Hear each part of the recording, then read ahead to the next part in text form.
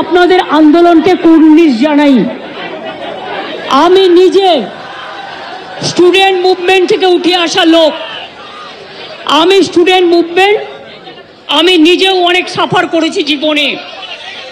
আমি জানি আমার পোস্টটা বড় কথা নয়, মানুষের পোস্টটাই বড় কথা। আমি আপনাদের কাছে বলতে এসেছি, কাল সারা রাত ঝড় জল হয়েছে। আপনারা যখন কষ্ট পেয়েছেন, আমিও সারা রাত ঘুমোতে পারিনি। আমারও কষ্ট হয়েছে। এই ঝড় জলের মধ্যে আপনারা যেভাবে বসে আছেন, আমার মানসিকভাবে কষ্ট হচ্ছে। আপনারা আজকে 33 দিন 34 দিন, আমিও কিন্তু রাতের পর রাত ঘুমাইনি। কারণ আপনারা যখন রাস্তায় থাকেন, আপনাদের জন্য আমাকেও কিন্তু পাহারাদার হিসেবে জেগে থাকতে হয়। মুখ্যমন্ত্রী রাজ্যের অভিভাবক, তিনি যে কোনো জায়গায় আসতে পারেন। আমাদের যে ধর্ণা মঞ্চে এসেছেন, এটাকে আমরা ওয়েলকাম করছি। আমাদের যে আন্দোলন, সেই আন্দোলনের প্রতি সমর্থক বলে আমরা এটাকে মনে করি। এবং একজন অভিভাবকের দিক থেকে এই দৃষ্টিভঙ্গি থাকা উচিত। এই দৃষ্টিভঙ্গি আজ 34 দিন পরে কেন, আরও আগে হওয়া উচিত ছিল বলে আমি মনে করি। কিন্তু ঠিক আছে, রাগ গোসা জেদাজেদির কোনো জায়গা নয়। আমি মনে করি যদি তিনি চেয়েছেন আলোচনা করতে, আমরা আলোচনা করতে রাজি আছি। উনি যেখানে বলবেন, যে কোনো জায়গায় বলবেন, যে কোনো সময় বলবেন। আমরা আধ ঘন্টা 40 মিনিট একটু সময় চেয়ে নিচ্ছি, শুধুমাত্র আধ ঘন্টা 1 ঘন্টা সময় চেয়ে নিচ্ছি। তার মধ্যে উনি যেখানে ডাকবেন আমরা আলোচনায় বসতে রাজি আছি। না, উনি আমাকে পরিচয় করিয়ে দিলেন যে আন্দোলনের মুখ বলে, একজন পুলিশ অফিসার পরিচয় করে দিলেন। সেই জায়গা থেকে উনি বললেন, দেখো বাবু তোমরা কি করবে। আমি বলেছি এইটাটাই যে আমরা আন্দোলনে এই আলোচনায় বসতে চাই, এইটুকুই কথা হয়েছে।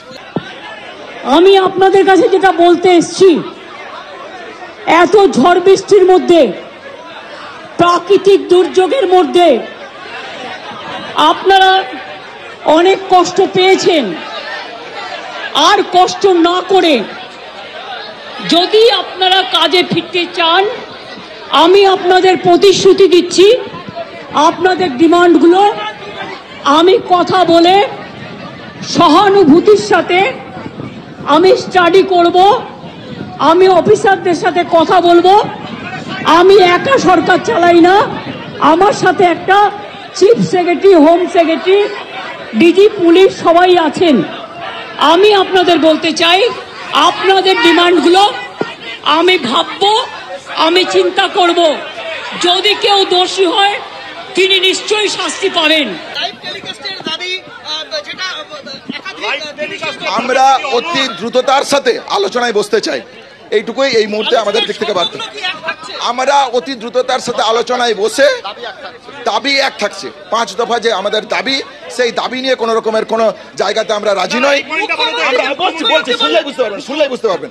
আমরা আলোচনায় বসতে, মাননীয় মুখ্যমন্ত্রী এসছেন, ওয়েলকাম জানিয়েছি আমরা। উনি আলোচনায় বসতে চাইছেন, আমরাও আলোচনায় বসতে চাইছি 5 দফা দাবি নিয়ে। এবং আমি চাই তিলোত্তমার বিচার হোক। আমি সিবিআইকে অনুরোধ করব, যত তাড়াতাড়ি বিচার হোক, এমনকি 3 মাসের মধ্যে তারা যেন ফাঁসির অর্ডার দেয়। আমি একটা সিবিআইকে অনুরোধ করব আপনাদের প্ল্যাটফর্মে বসে। আর আপনাদের কাছে আবেদন জানাবো, আমাকে একটু সময় দিন, আমি ব্যাপারগুলো নিয়ে আমি চিন্তা ভাবনা করব।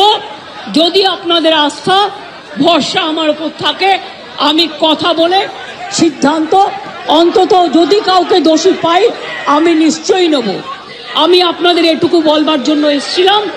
আমি আশা করি আপনারা এত কষ্টের মধ্যে বৃষ্টিতে ভিজছেন এবং আপনাদেরও পরিবার পরিজন চিন্তায় আছে, এবং আমি মনে করি অনেক মানুষও মারা যাচ্ছেন। আপনারা প্লিজ দয়া করে, আপনারা আমাদেরই ঘরের ভাই বোন, আপনারা কাজে যোগদান করুন। এবং আমি বলতে পারি, আপনাদের প্রতি আমি কোনো অবিচার করব না। আমি একটা কথা বলে যাই, হাসপাতালের ডেভেলপমেন্ট, ইনফ্রাস্ট্রাকচার, সব কাজ আমরা শুরু করে দিয়েছি এবং করব। আমি সব হসপিটালের রোগী কল্যাণ সমিতিতে আমি প্রত্যেকটা একদম রাজ্য থেকে শুরু করে সব মেডিকেল কলেজ এবং মাল্টি সুপার হসপিটাল, যত রোগী কল্যাণ সমিতি আছে, আমি প্রিন্সিপালদের চেয়ারম্যান করব এবং তাতে জুনিয়র ডাক্তারও মেম্বার থাকবে, সিনিয়র ডাক্তারও থাকবে, নার্সও থাকবে, একজন পাবলিক রিপ্রেজেন্টেটিভ থাকবে এবং পুলিশ থাকবে। এই সিদ্ধান্ত আমি নিয়েছি। আপনাদের আরজিকর মেডিকেল কলেজেরও আমি রোগী কল্যাণ সমিতি ভেঙে দিলাম এবং সব মেডিকেল কলেজের আমি রোগী কল্যাণ সমিতি ভেঙে দিলাম। আমি নতুন করে এটা তৈরি করব এবং আপনাদের আমি বলতে পারি, বাদবাকি আপনাদের যা ডিমান্ড আছে আপনারা আমাকে বলেছেন, যদি সত্যি কেউ দোষী হয় দোষীরা শাস্তি পাবে।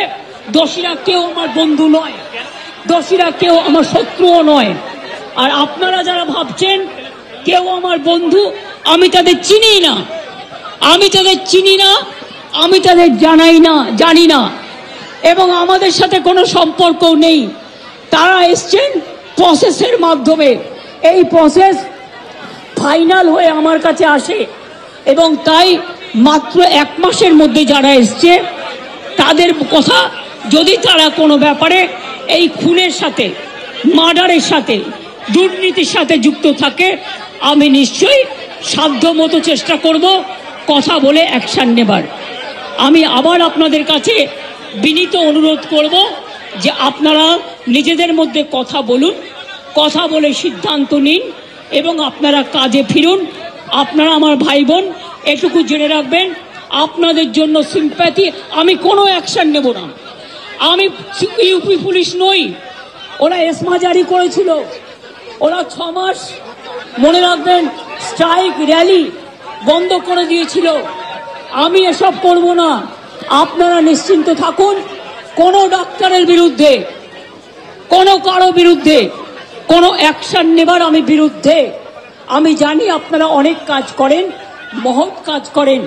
আপনাদের ছাড়া সিনিয়ররা, যেটা কিডনি ডিপার্টমেন্টে মারা গেছে, ক্যাথলেবও চেঞ্জ করতে পারে না, ক্যাথিটার চেঞ্জ করতে পারে না।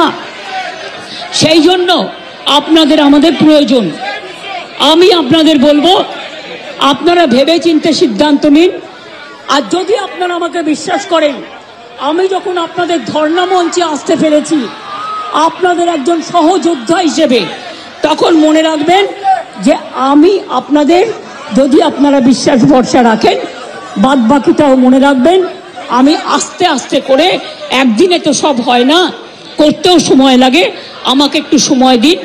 আমি নিশ্চয়ই সাধ্যমতো চেষ্টা করব। আমি দুর্নীতির কোনো একটা টেন্ডার কেস আজ পর্যন্ত আমার কাছে আসেনি। মুখ্যমন্ত্রী একটা কথা বললেন যে জাস্টিসের স্লোগান উঠছিল, মুখ্যমন্ত্রী বললেন সিবিআই এর কাছে যেতে, জাস্টিস চাইতে। সিবিআই এর কাছেও আমরা যাব, মহামান্য আদালতের কাছেও যাব, কিন্তু রাজ্যের অভিভাবক হিসেবে তার যে দায় আছে, তার যে কর্তব্য আছে এবং আন্দোলনকারীদের কাছে তার যে 5 দফা দাবি আছে, যে দাবি নিয়ে আমরা বসতে চাইছি, সেই অভিভাবক হিসেবে তার কাছে আন্দোলনকারী ছাত্রছাত্রীদের প্রতিনিধি হিসেবে আমরা আলোচনার টেবিলে বসতে রাজি আছি। উনি বললেন যে আমি সিএম হিসেবে আসিনি, আমি আপনাদের বড় বোন হিসেবে। আমি এটা কি একটা অলিভ ব্রাঞ্চ, এটা আলটিমেট? না, কল্পনার কোনো জায়গা নয়। আমরা মানবিক মুখ দেখিয়েছেন, যেমন আমরা 35 দিন থেকে আমরাও মানবিক মুখ দেখিয়েছি। তাহলে আমরা আলোচনা চাই। বারবার যে কথাটা আমরা বলে এসেছিলাম, আজকে মাননীয় মুখ্যমন্ত্রী যদি মনে করেন যে কোনো মুহূর্তে আমাদের সাথে আলোচনায় বসতে, আমি প্রেস বন্ধুদের মাধ্যমে জানিয়ে রাখছি যে আমরা আলোচনায় বসতে রাজি আছি।